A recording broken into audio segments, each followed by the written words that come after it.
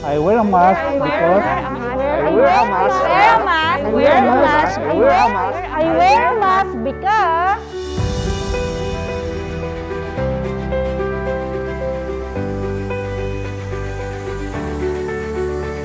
I wear a mask to protect my special child.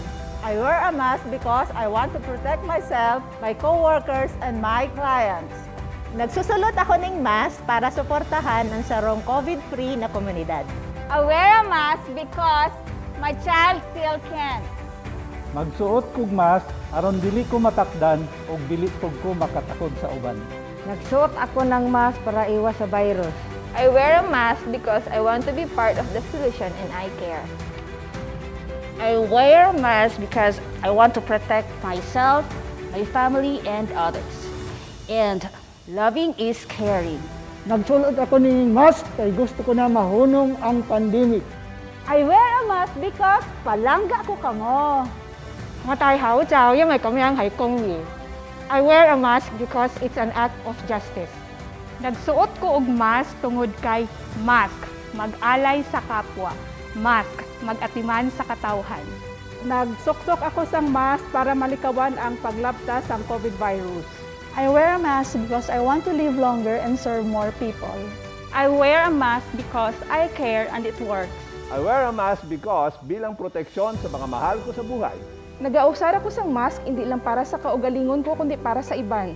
I wear a mask because prevention is better than cure. I wear a mask because it's a mask.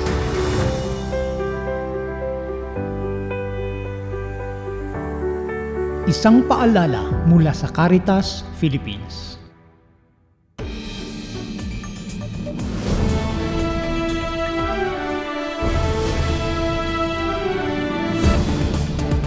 Caritas News on the Go, the Social Action Network's news and public affairs online show featuring national newsmakers and our team Caritas from the 85 social action centers nationwide. Live at Caritas Philippines social media channels, Fridays 9 to 10 o'clock in the morning. Caritas News on the Go.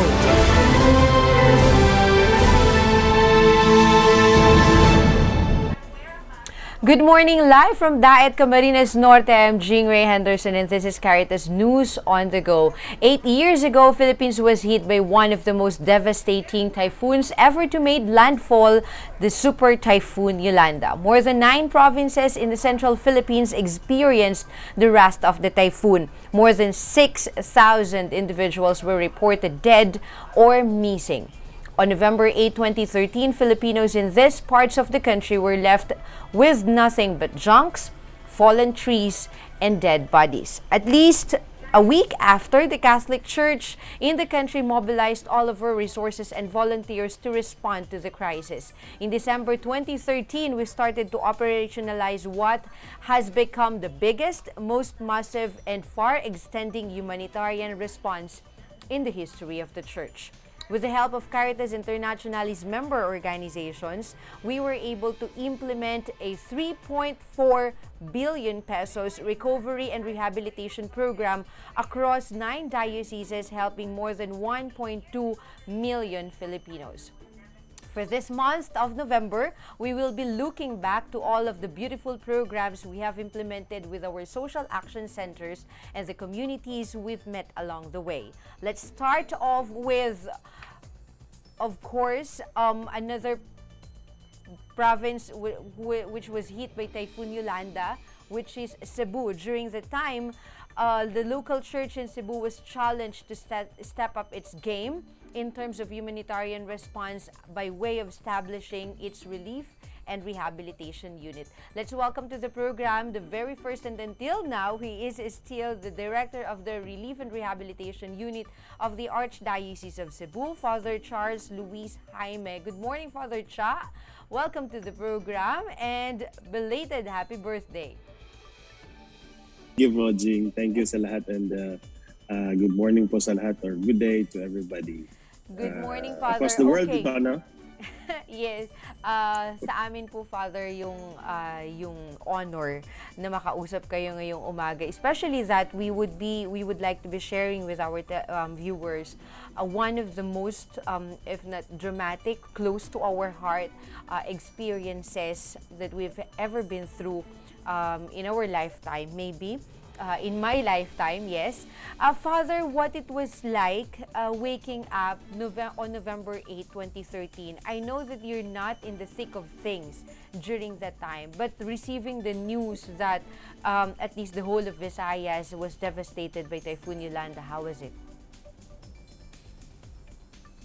Yeah, I was in southern Cebu at the time, no, when Yolanda struck the northern part of Cebu and that of Palo and those other areas. No? Wala lang. We were experiencing rains in southern Cebu, and the clouds was dark yet wala, nothing to worry about. But the day after, I was called up by the office of the Archbishop to report to his office, and I was given the assignment to because it was very devastated. When I went there, and that was the very most emotional thing that I had when I went there. No? Traffic. Traffic was jamming from the mid-north of Cebu until the tip of Cebu, because a lot of relief operations were extended to the people in northern Cebu. And I experienced yung sign na help us, yung na giba-giba na yung mga bahay nila. I saw that from my very own eyes, and I cried along the way, no, because ang tindi pala, my experiences in the south was quite very different, and it's a total devastation I am experiencing in northern Cebu. So hindi ako nakatuloy.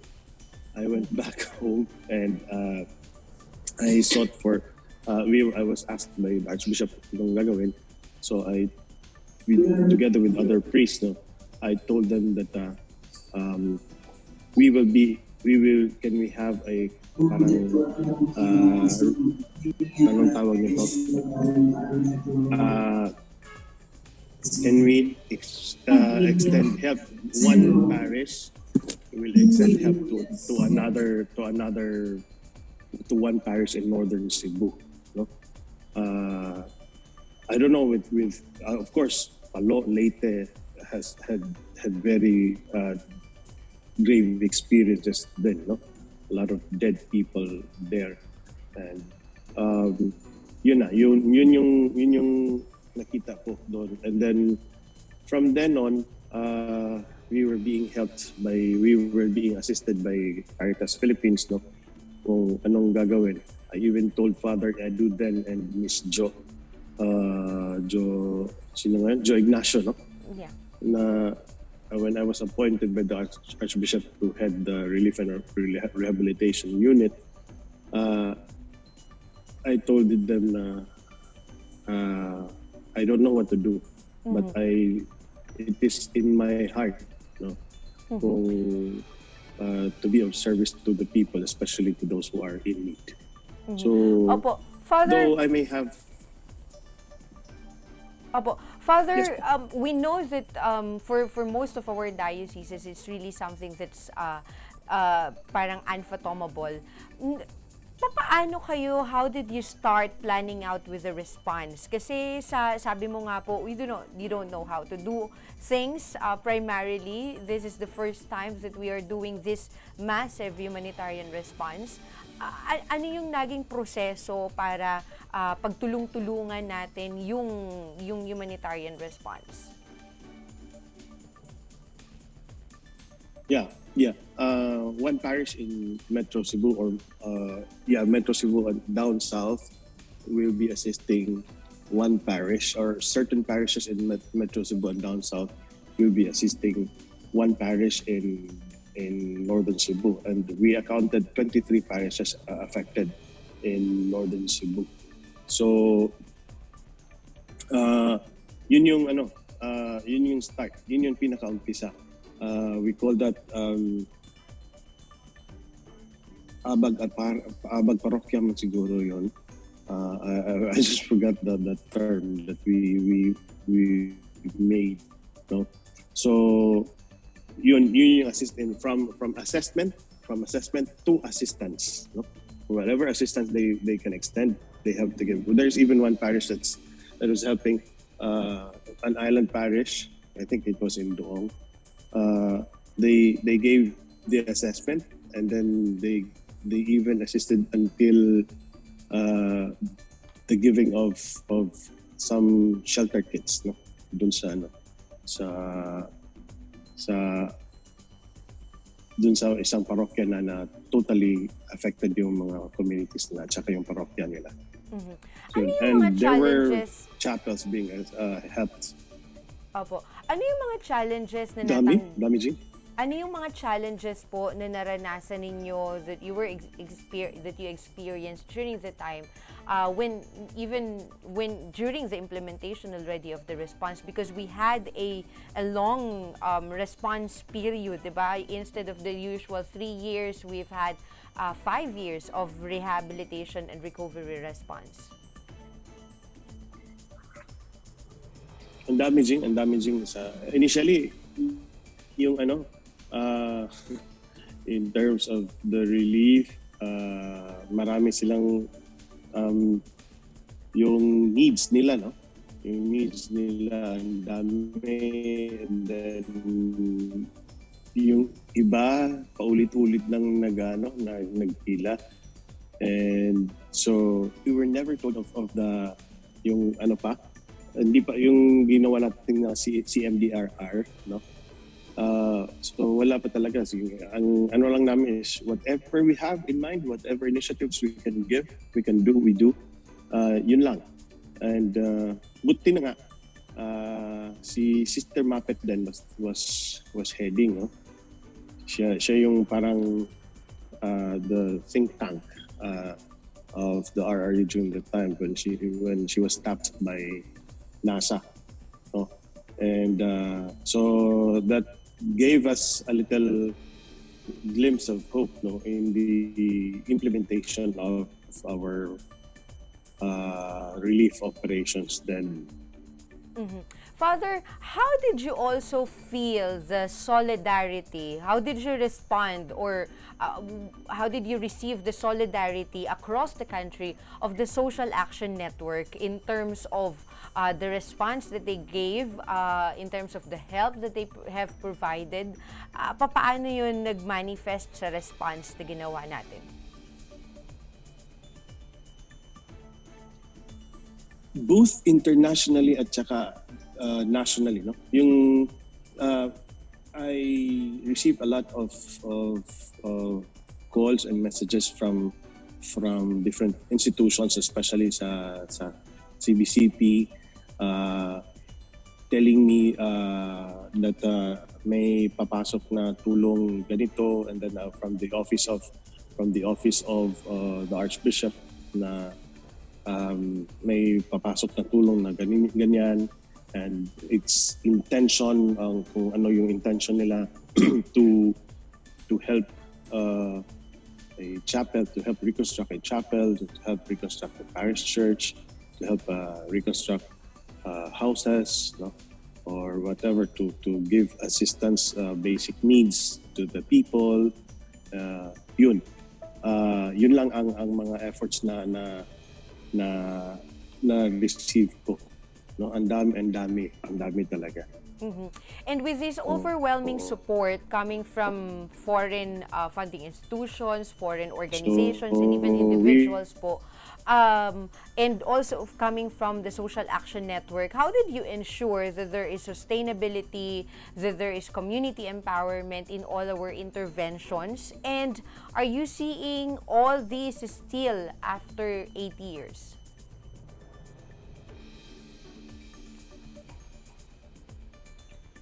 initially emergency in mind, no, or with the relief operation in mind, wala pa ako nakitang sustainability term. No, wala pa. Because all I have in mind is to help, to give, you know, to dole out whatever help being extended to the people, for the people. So, but looking back, nakita ko na, yun na, the concern that each person has for those who are in need, no, is vividly present, no, and yan ang ano.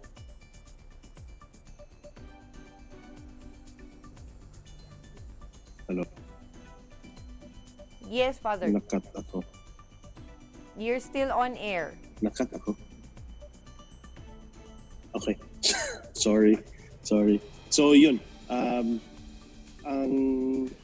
concern nila, no, looking back na nandyan to help the people sustain, no? And I'm very grateful, no, for all the training that we've had. It helped us grow. No? It helped us grow, and it helped us even sustain people. No? So, kaya nga ngayon, ang dami naming, we've had a number of efforts being extended to the communities, and even until now, no, though hindi na sa pabahay or hindi na sa relief operation, hindi na, but it's more on the helping people to sustain, to become resilient. And I'm thankful particularly to the LTH, no, yung program niyo sa LTH. It has helped us a lot, no, in in implementing one of our programs now. Our programs now. We call SMILE. It's an acronym. No? It's our program. Yeah. So yes. from nothing, and then we are now helping communities to sustain. Yeah. Which is actually more important than those communities that are being helped, even others. Yes, opo. Which is actually more important than really like providing one-shot support to our dioceses or to our communities. Father, one last question. Of all the years that we have been doing the humanitarian response, especially for the 5 years that we did the recovery and rehabilitation response after Typhoon Yolanda, what was the most memorable helping each other story that you will never forget in your life?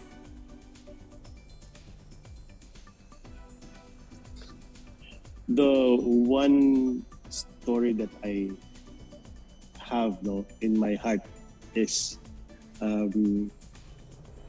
yung ano, ay patay na pala si Ma'am June, no? June Bensale. Siya yung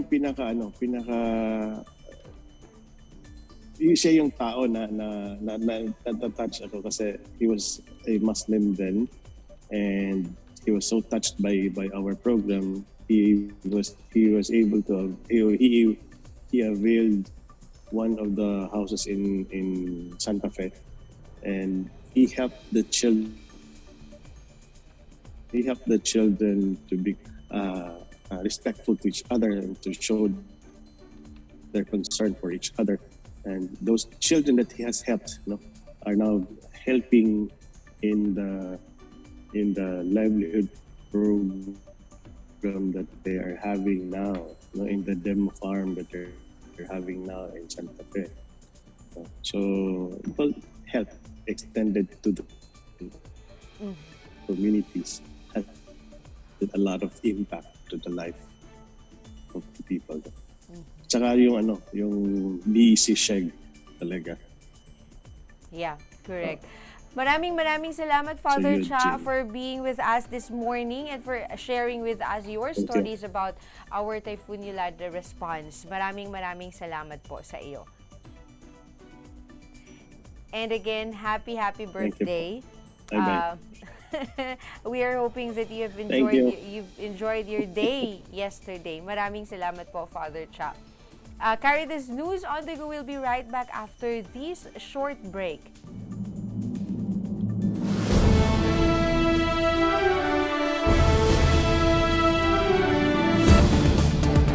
Caritas News on the Go, the Social Action Network's news and public affairs online show featuring national newsmakers and our team Caritas from the 85 social action centers nationwide. Live at Caritas Philippines social media channels, Fridays 9 to 10 o'clock in the morning. Caritas News on the Go.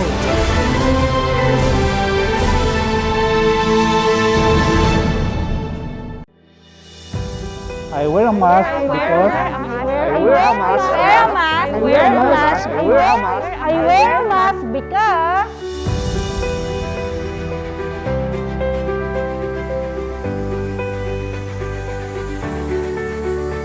I wear a mask to protect my special child. I wear a mask because I want to protect myself, my co-workers, and my clients.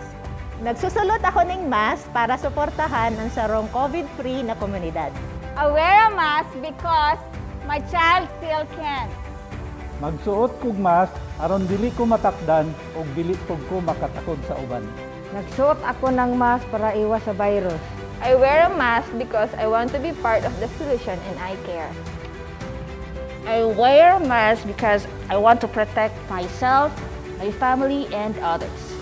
And loving is caring. Nagsulot ako ng mask kay gusto ko na mahunong ang pandemic. I wear a mask because palangga ko kamo. I wear a mask because it's an act of justice. Nagsuot ko og mask tungod kay mask, mag-alay sa kapwa. Mask, mag-atiman sa katawhan. Nagsuksok ako sa mask para malikawan ang paglabta sa COVID virus.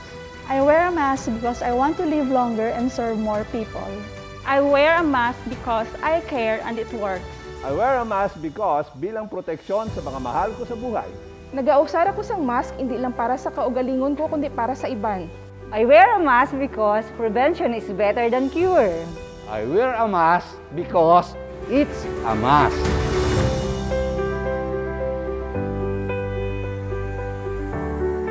Isang paalala mula sa Caritas, Philippines.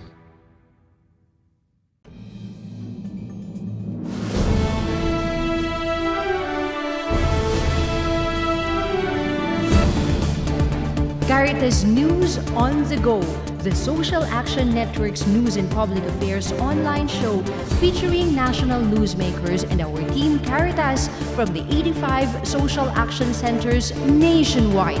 Live at Caritas Philippines social media channels, Fridays 9 to 10 o'clock in the morning. Caritas News on the Go.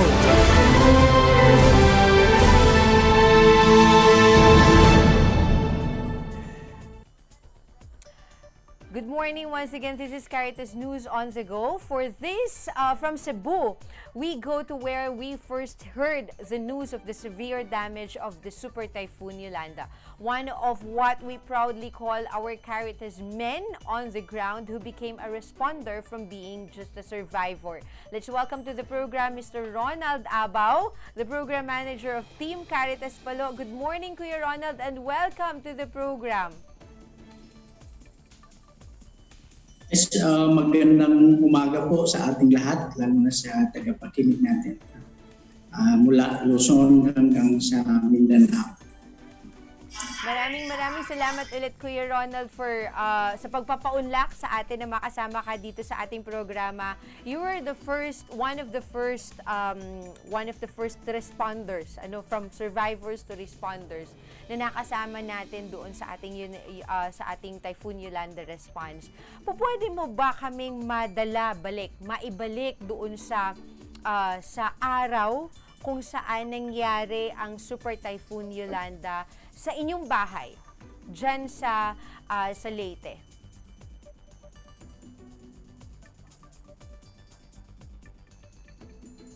Yes, no, sa November, no, 2013. So, iba, November 2013. So, yun po, no, sa mapait na karanasan, no, sa mga tao dito sa Leyte, na kung saan ay kami ay nagiging survivor ng hazard natin na Super Typhoon Yolanda. So, sa aking karanasan, yun ang parang between life and death. No? Kasi yung asawa ko dinala namin doon sa ospital kasi nga siya ay nagka-gastroenteritis. Pagdating namin doon, noong November 7, no? At 10 o'clock ng gabi. No? So, yung mata, yung tiyan na masyadong masakit. So, ang aming plano sana is mauwi kami sa bahay after nung check-up kasi may mga anak kami rin na nandoon sa alang-alang. So, ang hospital naman malayo sa amin because it was in Palok. No?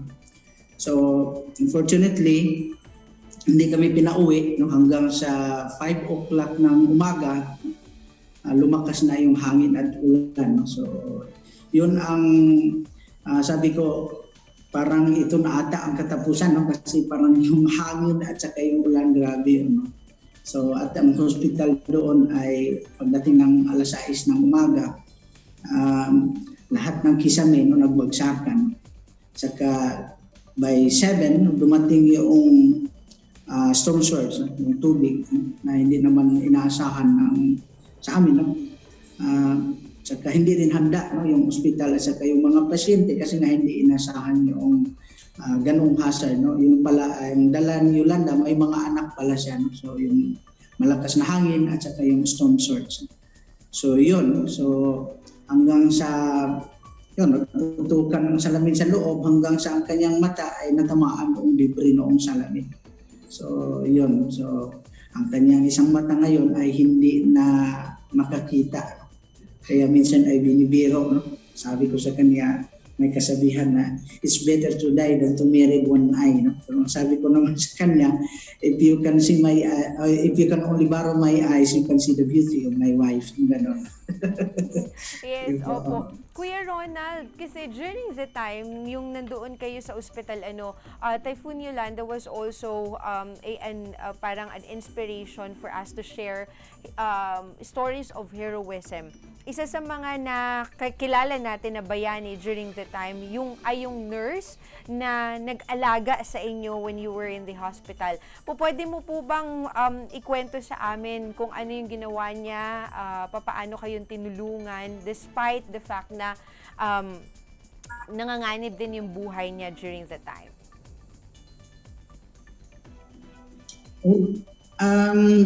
Kasi nung nangyari, nung pagkaano sa kanyang mata, hindi lang siya ang mga biktima kasi marami din ang nasugatan, mas malaki pa, iba sa likod, sa iba't ibang bahagi because of the falling debris, no? At saka iba pang hazard na nandoon.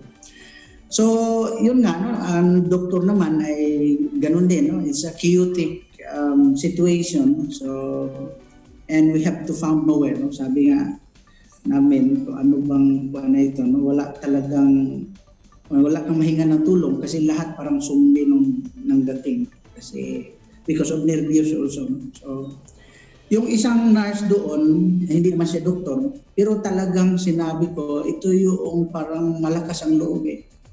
So, kaya tinanong ko siya, no, ma'am, pwede ba kaming tulungan siya? Oo po. Pero parang relax siya. Sa pagtingin siya yung pinaka-relax doon compare sa mga doctors na iba. Kasi nga, ang iba, pinabayaan ng pasyente pero siya hindi. Patuloy siyang tumulong sa nangangailangan.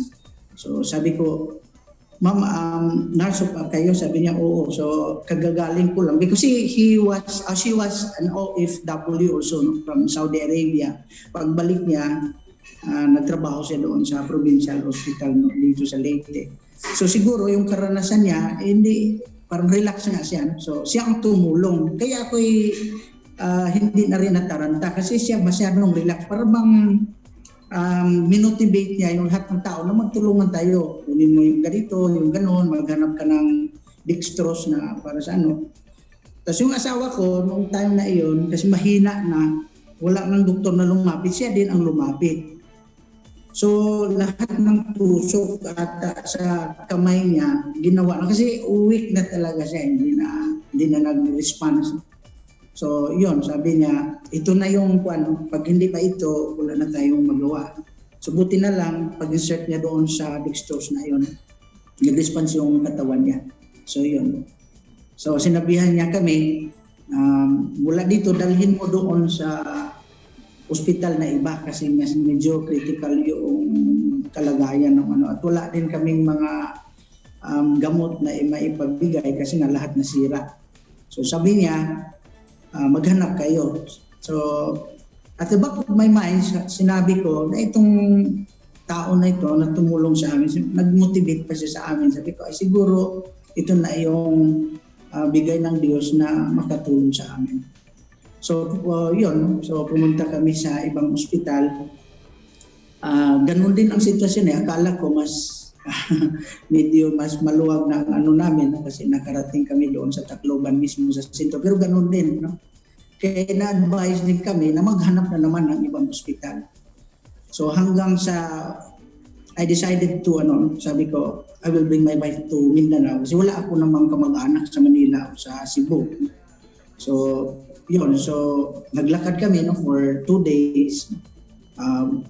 Punta kami alang-alang, balik na naman, tapos lakad na naman kami another 1 day with my kids. So hanggang nakarating kami sa Mindanao. So yun ang medyo mataas na kwento doon. So Opo. Maraming salamat for sharing that once again to us. Kuya Ronald, paano ka naman naging miyembro ng Team Caritas Palo? So, I work in DSWD, under Kalahig Seeds Program sa Municipality of Alang-Alang. Hindi ko naman alam na magpunta ako dito sa simbahan kasi nga I used to engage in an NGO or non-government organization. So, noong time na yon, naghanap pala ang Caritas na pwedeng pumalit doon sa naunang program manager, si Dr. Biano ata. Ang gusto kasi ng NASA ay parang localized. So isa ako sa nahanap ni Father Alcris na kung po pwede makatulong sa Caritas Palo. At that time, there's no structural form of Caritas Palo sa pagdating ko. Hindi katulad nun sa DSW na medyo structured na. But it is also an opportunity for us, sa akin personally, na paano siya tulungan na ma-structured ang Caritas Palo. So, yun ang una-unang ginawa namin, to have visioning, BMGO, to formulate the BMGO and then the structural, organizational structure of Caritas Palo. At paano naman po, Kuya Ronald, yung mga interventions na ginawa ninyo for the Typhoon Yolanda response? Well, we based on, sa amin kasi mayroon kami tinatawag na four scaffolding. So first is, we don't have to formulate any project without the risk, without any assessment. So we start from a hazard assessment, vulnerability assessment, capacity assessment, and risk assessment of the community. From that, the community will be having recommendations, and from the recommendations, we then now came up with plans based on the specific objectives on the interventions coming from the assessments that we have. So, mayroon na kaming master plan. Now, we have now a framework that we are going to follow also in relation with the legal basis also of the laws. So, because we have the supreme laws under our governing laws of the Philippines, we have the local government code at saka yung Disaster Risk Reduction Act of 2010. So sabi ko, we have to incline our programs with the programs of the government so that the government also will have will be a key player to help the communities, because we understand that the hazard happen locally. So, and then, of course, the community is the first responder. So yun ang ginawa namin until mayroon ng master plan, mayroon na tayong legal framework, and mayroon din tayong legal basis. Saka tayo tuloy-tuloy na mag-formulate noong community managed disaster risk reduction. And doon sa lahat ng ito, ano yung mga key intervention areas natin po?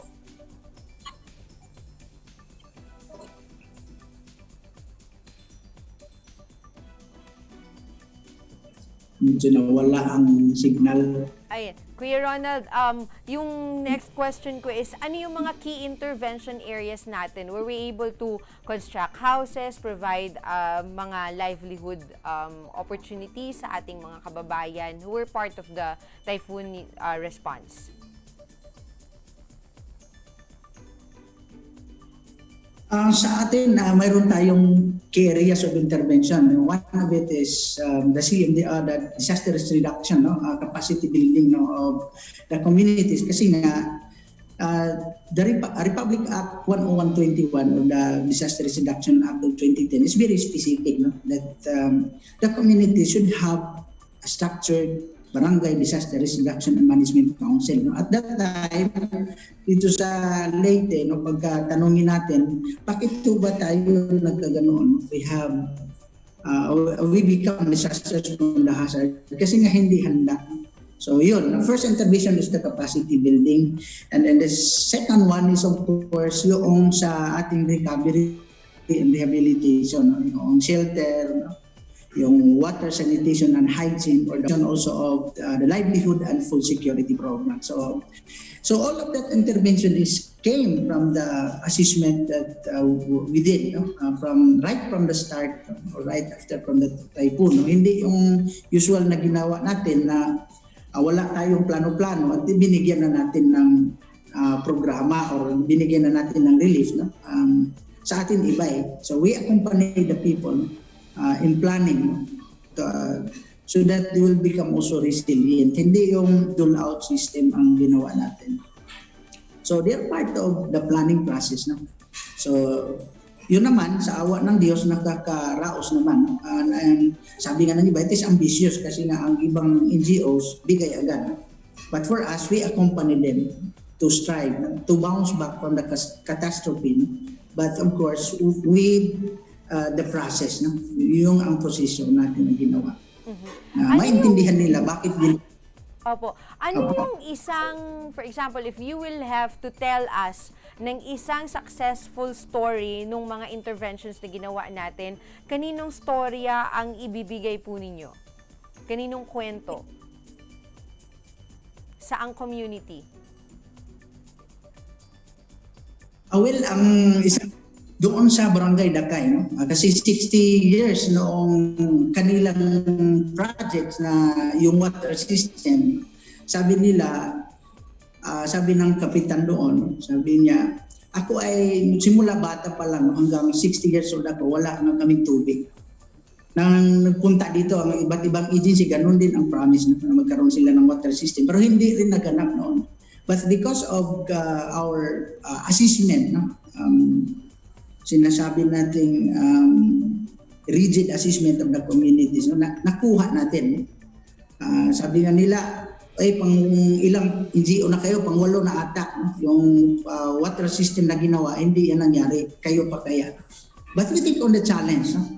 Until such time na nagawa natin yung water system from the top of the mountain down to the barangays. So yun ang sa Barangay Dakay na story. And it was a community driven kasi nga nagtulong-tulong hanggang sa paggawa ng water tank, hanggang sa doon sa top stand, hanggang dumating doon sa barangay. So it is a counterparting and collaboration also with the different agencies, hindi lang sa Caritas palo, but we try to inculcate them that the partnership, building partnership with other institutions is also a crucial role in realizing different programs para sa community.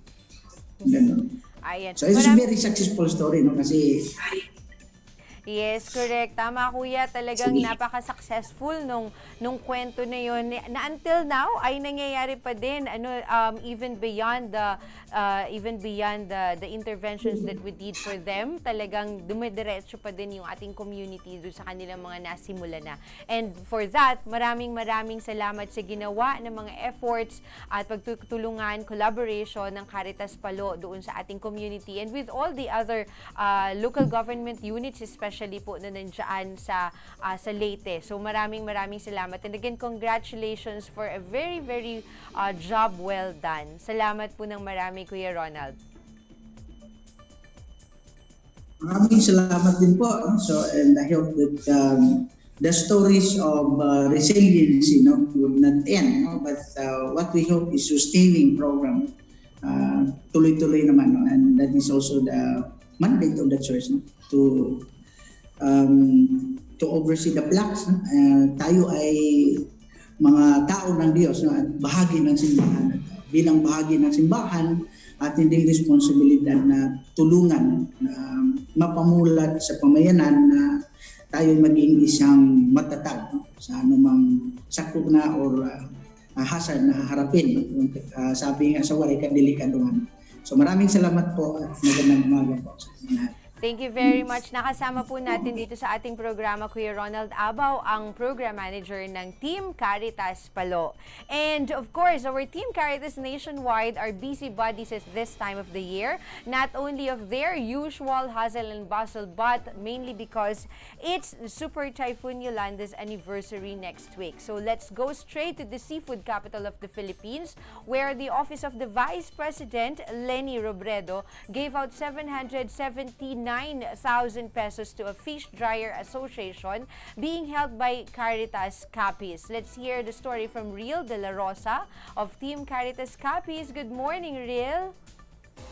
Mayong aga, Ate Jing, nakatakdang tanggapin ng Kugon Fish Dryer Association mula sa Barangay Kugon, Rojas City ang aabot sa 779,000 pesos na livelihood subsidy bilang tulong pinansyal mula sa opisina ni Vice President Leni Robredo. Ayon kay Rosnir Billones, kasalukuyang presidente ng grupo na inaprubahan na ng OVP sa pamamagitan ng Angat Buhay Program ang kanilang proposal na layuning mapalago ang kabuhayan ng kanilang grupo, gayon din ng kanilang kasamahan sa komunidad.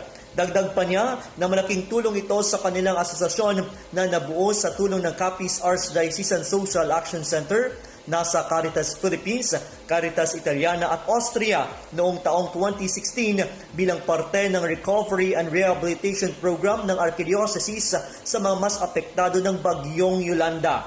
Ayon pa kay Billones, nakapuri-puri ang inisyatibo ng Vice Presidente dahil binibigyang pansin nito ang mga pangangailangan ng mga nasa laylayan, lalo na ang mga maliliit na sektor kagaya nila na pangingisda ang tanging kabuhayan. Matatandaan, buwan ng Marso nang inihain ng kanilang grupo ang proposal sa tulong ng kasak at iba pang individual at naisapinal ito sa tulong ng 36 na mga aktibong miyembro. Ang CFDA ay rehistrado din sa Department of Labor Employment at Bureau of Internal Revenue at kinikilala din na isa sa mga litimong asosasyon sa lungsod ng Rojas at lalawigan ng Capiz. Miyembro din ito na ugnayan ng mamamayang wagas ang adikain para sa dakilang Capiz o Umuad Capiz Federation na binubuo ng 31 asosasyon na tinutulungan ng simbahan. Mula dito sa Capiz, ako po si Riel de la Rosa, ang inyong Team Caritas Capiz para sa Caritas News on the Go. Riel, let's go now directly to Aklan. We know that Aklan is not just famous because of Boracay. Once upon a time, after the devastation of Super Typhoon Yolanda, the Catholic Church there led one of the successful rehabilitation efforts in history. Let's take a look at what we have done with the Social Action Center of Calibo with Reggie Macaya of Team Caritas Calibo. Reggie, welcome to the program. 8 taon nang nakalipas nung sinalanta ng bagyong Yolanda ang probinsya ng Aklan at 8 taon na din noon ang Diocese ng Calibo ay isa sa mga mapalad na nakatanggap ng proyekto na pabahay, pangkabuhayan, WASH, DRR at community organizing mula sa Caritas Philippines. Pero hanggang ngayon ay patuloy pa rin nakakatulong sa komunidad ang mga nasabing proyekto lalong-lalo na ngayon sa panahon ng pandemya. Katulad na lamang dito sa Morales Balite, Aklan, maliban sa maayos na bahay ay malaki ang pasasalamat ng mga benepisyaryo sa skills training na naibigay sa kanila tulad ng paggawa ng banana chips na ngayon ay kanilang pinagkakakitaan sapagkat ang kanilang produkto ay naging sikat na sa kanilang bayan. Dagdag pa nito, ayon kay Russell Ambrosio, ang leader ng kanilang asosasyon, ang kanilang self-help group na naorganisa at narehistro sa gobyerno sa tulong ng Disak Kalibo at Caritas Philippines ay isang matagumpay na programa sapagkat natuto silang mag-ipon at umiwas sa mga lending institutions. Aniya, ang asosasyon nila ay nakalikom ng malaking halaga at ginagamit nila ito sa pagninegosyo at minsan ay ginagamit ng mga miyembro sa oras ng kanilang kagipitan. Ang grupo nila ay nagsimula sa 16 na miyembro noong 2016 pero dahil sa magandang pamamalakad ng kanilang organisasyon ay mayroon na sila ngayong 61 miyembro. Sa Barangay Ortega naman sa Libacao, Aklan ay sila naman ay nabigyan ng pabahay at pangkabuhayan kagaya ng pag-aalaga ng baboy at paggawa ng organic feeds. Ang proyekto ay nagbigay ng ilang baboy sa komunidad at itinuro sa kanila ang kahalagahan ng pagtulong at pagbabahagi sa kanilang kapwa sa pamamagitan ng pagbigay ng isang biik sa ibang miyembro ng komunidad. Ayon sa kanilang leader ng asosasyon na si Jonalyn Sorelia, ay hanggang ngayon ay patuloy pa rin silang nagbabahagi ng mga biik sa ibang miyembro ng kanilang komunidad. Samantala, ang Barangay Turalba sa Banga, Aklan naman ay nabigyan din ng pabahay at pangkabuhayan kagaya ng pagbigay at pagturo sa kanila ng pagtanim ng dragon fruit. Ang pag-introduce sa kanila ng vermiculture, pagbigay ng kambing at ang pagkakaroon nila ng fish pond na kung saan ang lahat ng ito ay pinagmumula nilang pagkain, pangkabuhayan at pinagkakakitaan. Pero mas nakakamangha sa lahat ay ang isang dragon fruit na naibigay sa kanila noon ay naging mahigit 3 hektaryang taniman ng dragon fruit na ngayon. At dahil din sa asosasyon na binuo ng Disak Kalibo at Caritas Philippines, ay naging tulay ito para makilala ang kanilang organisasyon ng iba't ibang ahensya ng gobyerno na kung saan sila na ngayon ay nabigyan ng proyektong pangkalsada para mas madali nilang madala sa bayan ang kanilang mga produkto.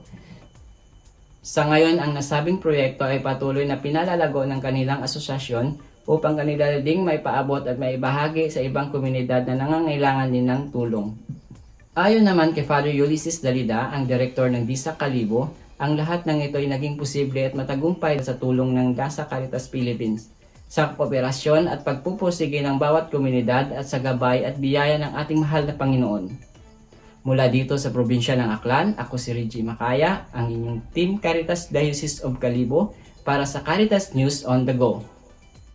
Maraming salamat, Reggie. Let's take a look at how we have risen from the challenges of the major humanitarian disaster we have faced as a nation and how Caritas Palo came into being, facilitating the empowerment and development of the most vulnerable communities in Leyte. From Team Caritas Palo, once again, maupay na aga, Ms. Madonna Sungalia.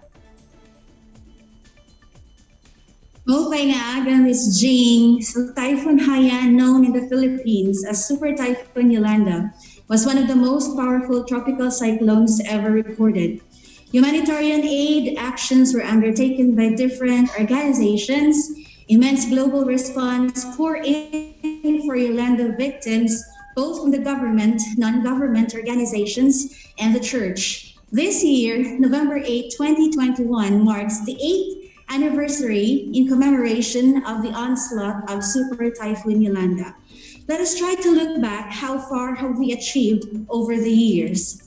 So over 3,963 households increased their capacities to survive hazards and bounce back better. 20 communities improved and updated their existing disaster risk reduction working groups. Convergence sessions were conducted. 20 communities passed a resolution adopting the TDRA output and result. We continue to attend regular barangay council meetings and lobby for the institutionalization of BTC and BDRRMC. For our shelter and protection project, 616 units were built in 9 municipalities in Leyte. That is in Dulag, Santa Fe, Mayorga, Alang-Alang, Leyte, MacArthur, Tolosa, Babatngon, and Tanawan. The housing project was in partnership with CBCP NASA with 480 housing units while the rest were supported by Mission Society of the Philippines, Daughters of Mary Immaculate International, St. Vincent Fer Parish, Colorado, USA, and Pope Francis. Moreover, 2,553 households increased access to water, sanitation, and hygiene wash facilities and hygiene promotion campaign. 920 sanitary toilets constructed, 3 level 2 water system rehabilitated, 120 jetmatic pumps installed, 6 communal toilets constructed, and several community-based and school-based hygiene promotion was initiated. 50 local artisans received plumbing tools and were trained to operate and maintain barangay water systems. 16 barangays institutionalized bawasa and wash committees. Comprehensive resources assessment process CRAP was conducted in 4 communities. On the Livelihood Recovery Food Security Project, restored the livelihood of over 2,910 households. 26 self-help groups organized and supported. The Livelihood Projects is in partnership with CBC Pinasa and Caritas Internationalis. From the province of Leyte, my name is Madonna Sangvelia, your Team Caritas Palo for Caritas News on the Go.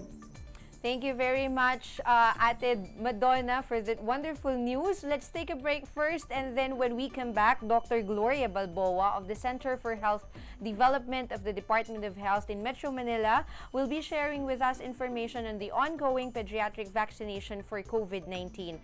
This is Caritas News on the Go.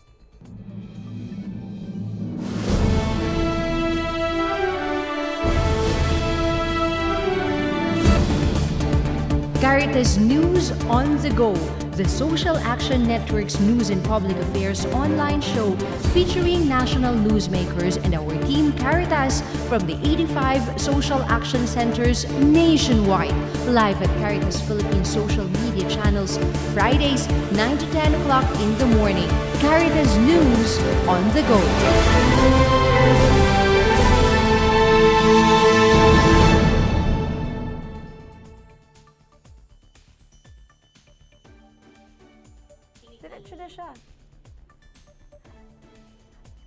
We are back, and then as what we have mentioned earlier, we would be having Dr. Gloria Balboa today at Caritas News on the Go for the ongoing pediatric vaccination for COVID-19. Okay, isang magandang lahat. Nandito po tayo sa isang episode na naman ng Caritas News on the Go. At sa ating umaga na to ay makakapanayam natin ang Regional Director ng DOH, Metro Manila Center for Health Development na si Dr. Gloria J. Balboa. Ating tatalakayin ang Pediatric Vaccination Phase 3. So magandang umaga po, Director. Magandang umaga sa iyo at syempre sa lahat ng mga nakikinig sa ating programa. Ayan. So, Dr. Balboa, matanong po namin, nasaan na ang National Capital Region sa pediatric vaccination? Okay. Balik kahapon nag-umpisa yung ating malawakang pagbabakuna ng ating mga batang 12 to 17 years old with or without comorbidities, no? Kasi nag-umpisa yung last 2 weeks na yung mga may comorbidities, pero kahapon isinama na rin yung mga walang comorbidities. Okay, so ang target po kasi natin lahat is 1.4 million, no? Pero yun nga, ang ating nabakunahan pa lang so far is 61,524. Okay, pero yun nga, kaya medyo naging mabagal because limited pa lang yung ating vaccination sites sa first 2 weeks. So ngayon, dumami na, and pati nga malls, no, binuksan na rin natin para mas mainganyo yung ating mga kabataan, mga adolescents na magpabakuna. Kasi nga, syempre, na-miss din nila yung mga malls and kumbaga double purpose na rin yun dahil nga medyo inaalaw na rin sila na lumabas. Ayan, maganda po yan. So parang pinapaigting po natin ang pagbabakuna para sa ating mga 12 to 17 years old. Ulitin lang po natin, Doc, ano-ano po yung mga bakuna ulit na maibibigay sa mga bata? Okay, yung ibibigay natin sa mga bata dalawa yun, no, yung Pfizer o kaya Moderna. Kasi ito yung mga nabigyan ng emergency use approval ng ating Food and Drug Administration. So, yun pa lang yung ating pwedeng ibigay. Okay po, malinaw po yan. Ngayon po, kapag naman po yung mga bata, yung mga anak po, gusto na po nilang magpabakuna, ano naman po yung mga kailangan nilang dalhin? Okay. Ang ating mga kabataan, no, pag pumuntang magpabakuna, kailangan magdala sila ng yung birth certificate o kaya ID na kung nasaan nandoon yung kanilang birthday para makwenta, no, yung ating malaman yung edad kasi syempre meron tayong age group na kailangan dito. So ayon, ID, and then kailangan masamahan sila ng kanilang magulang, at least isa ang magulang, at syempre kailangan may ID din siya, no, or kung hindi magulang yung guardian, at pwedeng magdala siya ng parang special power of attorney na siya yung tatayo nga na guardian ng bata, at saka kailangan may consent form at saka assent form ng bata kung kaya na niyang pumirma. Ayun. So, madali naman po, no? Kailangan lang po nitong mga dokumento. Ulitin lang po natin, bali saan po sila maaaring dumulog para sa scheduling po, sa malls po, at saan pa po ba? Okay, pwede kasi silang mag-register online. Okay, and meron naman sa bawat local government unit natin, vaccination site, merong online registration yan. Ngayon, kung hindi sila maka-register online, pumunta sila o magtanong sa ating mga health centers, no? Yung sa city health offices, ng municipal health offices, para magabayan sila kung paano magparehistro. Ayan, maganda nga po yan na magabayan po sila sa ating city health offices. Matungo naman po tayo sa yung mga mangyayari po at saka po sa mga ibig sabihin po ng pagbabakuna na ito, no? So, ito po ba, Doc, itong pagbabakuna sa mga menor de edad ay isang garantiya na tayo ay makakabalik na, or ang mga bata ay makakabalik na sa face-to-face learning sa mga paaralan? Okay, isa ito na paghahanda, no, para tayo nga ay makabalik na din sa face-to-face learning, kasi syempre added protection ito etong pagbabakuna sa kanila. And maganda nga kung lahat mabakunahan na at nang yung hawaan is ma-minimize talaga. And syempre matagal nang wala tayong face-to-face na learning. So it's about time na ngayon mabana yung kaso at para magtuloy-tuloy na tayo, bubalik na tayo sa normal na ating gawain. Ayan, magandang motivasyon po yan para sa mga estudyante na magpabakuna para sa mga 12 to 17. Mga huling katanungan na lang po. So, nasabi po natin yan. Sa palagay niyo po ba, o base sa inyong obserbasyon, mas marami po ba ang mga kabataan na natatakot sa pagbabakuna, o pakiramdam nyo po ay excited sila dahil sa tulong ng pagbabakuna sila ay protektado at yun nga po, kalaunan ay makakapasok? Bali sa obserbasyon natin, no, kasi nagkaroon rin tayo ng mga kick-off activities, nakita natin excited yung mga bata Kaya nakakatuwa nga silang tingnan na may mga natanong pa nga doon kung pinilit ba sila o sila hindi. Sabi na talagang kusang loob sila. Although of course meron mga iba na talagang pinayuhan ng mga magulang. So ayun, mga iba lang siguro na talagang hindi pa nagbabakuna is of course yung access, no? Kaya napaka-importante that we have more vaccination sites para mas madaling mapuntahan itong ating mga kabataan na magpapabakuna. At syempre, pag may kasamang mga magulang, guardian, mas maganda nga na malapit yung vaccination sites sa kanila. Tama po, kung accessible po, tapos mag-work together po yung kagustuhan ng mga bata at yung paggabay ay talagang magiging matagumpay ito. Huling tanong na lang po ba, mayroon po ba tayong huling mensahe para sa mga magulang at para po sa mga kabataan natin na 12 to 17 years old? Yes, no, unang-una para sa ating mga magulang na siguro naman mga bakunado na rin sila, no? So syempre gusto nyo rin pati mga anak nyo, apo, maging bakunado din. So advise nyo sila na talagang dalhin sa mga vaccination sites.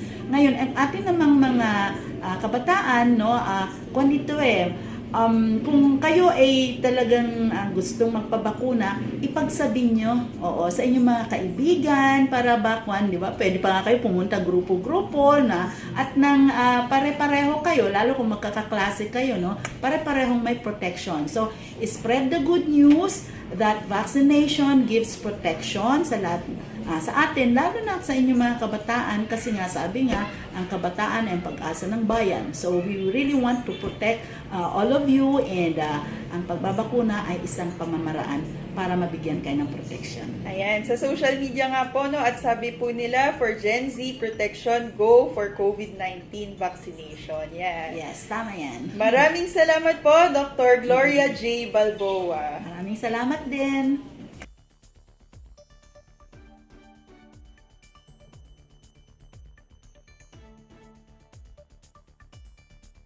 Thank you very much once again, Dr. Gloria Balboa, for being with us at Caritas News on the Go. And also, we would like to say thank you to all our Team Caritas nationwide.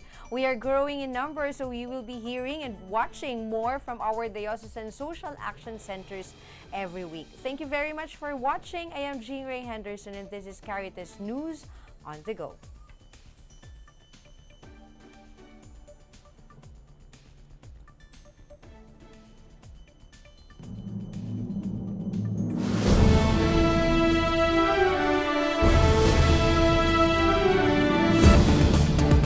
Caritas News on the Go, the Social Action Network's news and public affairs online show featuring national newsmakers and our team Caritas from the 85 social action centers nationwide.